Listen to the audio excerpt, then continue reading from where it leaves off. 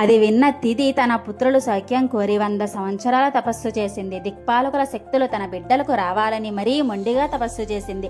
ఆమె తపస్సు వలన ఇంద్రాదుల శక్తులు బలహీనమవుతున్నాయి. శక్తిహీనులవుతున్న తమ దుస్థితికి బాధపడుతూ ఇంద్రాదులు శ్రీహరిని దర్శించారు. విషయం చెప్పి కరుణించమని ప్రార్థించారు. తప్పక తను సాయపడతానని శ్రీహరి అభయమిచ్చాడు. జయావిజయులను తిది గర్భంలో ప్రవేశించమని కోరాడు. ఇది జరిగిన 100 సంవత్సరాలకు తిది కవల పిల్లలకు జన్మనిచ్చింది. వారే హిరణ్యకశిప, హిరణ్యాక్షులు. వారి జనన సమయంలో అనేక దుస్సకునాలు కలిగాయి. దీంతో తిది భయపడిపోయింది. భర్తను సమీపించి, దేవా, ఈ పిల్లలకు భాగ్య భవిష్యత్తును ప్రసాదించమని అర్థించింది. అప్పుడు కశ్యపుడు ఆమెను చూసి, వీరు లోక కంటకులు, యజ్ఞ యాగాదులను ధ్వంసం చేస్తారు, బ్రాహ్మణ ముని గణాలని హింసిస్తారు. కాకపోతే వారు దారుణాలకు శిక్షగా వారి అదృష్టం కొద్దీ నీ వరపుత్రులు ఈ రాక్షస బాలురు శ్రీహరి చేతిలో మరణిస్తారు. వారి జన్మరహస్యం తెలియజేశాడు.